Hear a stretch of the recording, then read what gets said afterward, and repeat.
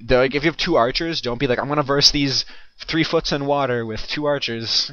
Smart one, you know, like it's dumb. It doesn't work. So you really, in reality, you really have to do exactly what is going to work, and that's AOWs. You go if you have DH, which is most commonly the situation you're going to be in. Excuse me. Most commonly the situation you're going to be in is DH Archer, and you know DH Archer. You know the main thing is when you scout the build, when you just see that build coming, you have to. I mean you are required to make wars. There's no doubt about it. So they come to your base. So I've been rambling. What the fuck? They come to your base. You should have scouted the build already. You should keep re-scouting with your wisp versus human. That's really important. I have the most trouble with night elves who keep wisps in trees around my base and then just constantly check, walk their wisp away, check, walk their wisp away, check, walk their wisp away. Because really I can't go and chase their wisp. I mean, fuck. Like, you know, that's the reality of it. I can't just go and chase their wisp down. So if they keep rechecking and keep constantly keeping tabs on what I'm doing, they'll know when I cancel my AM. And the moment I do that, they have 2 wars building in their base. If a war gets above half HP, or like even above a 4th HP, and there's a DH and a couple archers like focusing my peasants, like I can't just stop to focus the wars. I mean, I can't. Realistically, I'll lose my whole army. I have to focus your army. But once those wars get up, you win. So I would say that it's really important that oh, excuse me, sorry about that. It's really important that you basically just like get those wars started right away, like no waiting at all for that to happen. I mean, just boom, boom, boom, Ancient of Wars up, and once those are up, I mean, you're probably gonna be fine. I mean, really no worry from that point on, as far as like Ancient of Wars and like, you know, just if it's gonna work or not, whatever. It's once the wars are up, you win. Period. There's almost no argument to that. So yeah, I guess I'm gonna do a different game because I can't find the other one. Huh? Another Naga Tower Rush or a Human Mirror? I think people are gonna get pissed if I just do like 5 Naga Tower Rush games. So I'm just gonna do a game versus Cumulo. He's a clanmate. So most of you probably know him as Cumulo.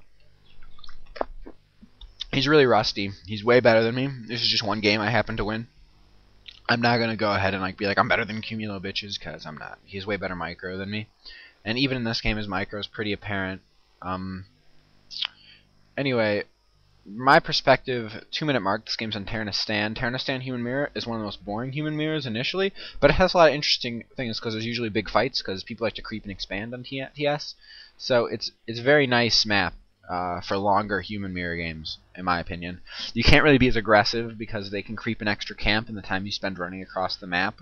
So you kind of got to just creep for creep and just work your creeping order around to their base, and then once you get to their base and hit level 3 you can attack. I mean, that's sort of how it goes. But anyway, I'm at 2-minute mark. Unpause in 5, 4, 3, 2, 1, unpause. Okay, so I am going to do the standard creep pattern here, which is I just go up and creep my orange.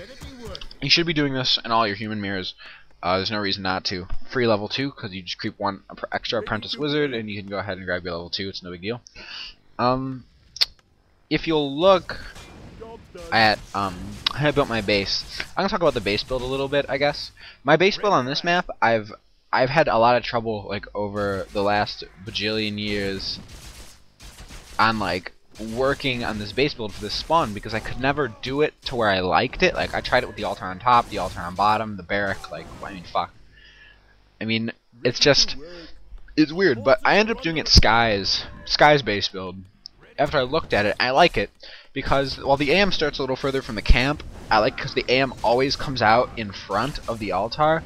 Like I really hate it when the AM comes out behind the altar. Like it really frustrates me. It's just annoying as hell. So I tried to build my base with the altar a little further out, farm on each side, and then the barrack up there, and that way I have a good entrance. if I chop lumber on that top part, I can fit both my sanctums. I don't know if I do that this game. I don't think I do. I was being lazy. Normally, I'll put like 5 peasants up on top, and they'll chop some of those trees down, and I can build both my sanctums up there, which really helps. So that's just my base build generally. Chopping lumber on this bottom side, I just like it more because it's opposite of my base entrance, and I don't like putting my lumber choppers where my base entrance is, because then they can harass me with like 2 foots, and it's fucking annoying. So I really just try and not to, you know, I just really try not to have my that scenario happen. As far as arcane towers go, I don't like building an arcane tower before I attack ever, unless it's side spawn on Turtle Rock or Twisted Meadows. But if I do build an arcane, it'll be right after I attack. I'll just start the arcane tower and do it, because that way I still get the fast attack. I'll have a little less lumber at tier 2, but in the fact of the matter is, I should have built a I really should have built my my arcane tower, because he crept the merchant, and he got lightning shield. So I mean, fuck, you know, if he would have come to my base or gone the other way and tried to base trade me with lightning shield, I would have TP'd back instantly. Lightning shield is ridiculous. I mean, he might have just not used lightning shield because he was being mannered. I mean, that's a huge possibility as well. But I mean, the ultimate scenario with why you need to build an arcane tower on this map is quite simply for that lightning shield. Another good option, which is an alternative to building an arcane tower, is if you creep out your merc camp, you can use abolish magic on the troll to be able to to be able to dispel the lightning shield when it's cast on the unit, and that's just a really easy solution. But I prefer not to do the merc creep order, because it's very difficult for me to I'm not that great at creeping the camp. I mean, that's no excuse really, but I just prefer to creep out the merchant. I like the drop better. I like the build better. I like how the creeping works out better. Just overall, it's a lot better for me. And I'm really not a big fan of mercs in general. I don't like using them. I have a specific strategy which revolves around them. And in Human Mirror, unless you're expanding, there's pretty much no sense in getting mercs, in my opinion. It's like, oops, mercs, that's great, whatever. Yay, you know. So I don't care. They don't benefit your army that much, and they're overpriced. So you can get a rifleman if you really want to. I mean, fuck. I usually end up getting a smith in Human Mirror once I hit 80 food, or I'm about to hit 80 food, and I start Spellbreaker upgrades. So it works out okay. In this fight, this is foots versus foots. Foots versus foots with level 3 water elementals is really annoying, because your foots die very fast. Fast. They die. It's ridiculous. Cumulus foot micro was a little off. It might have been because he had to get the phone, and that's why we paused. I mean, he could have been a little disoriented from that. And now, if you look, he played very intelligently, put me into a bad position by having me walk through the middle to the tavern. If I was playing a little smarter, I should have realized that he was hitting tier 2 as well and gone up around the top, and then I wouldn't have lost my foots. Yeah, that would have been a lot better.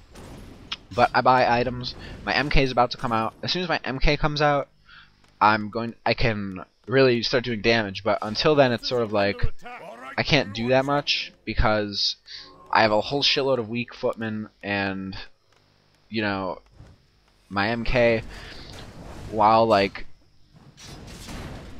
he can do a lot, he can only do so much, and level 3 waters, they're unkillable. So it's I'm in one of those situations where I can opt to just bolt the waters and kill the waters, or I can just focus his heroes in this situation.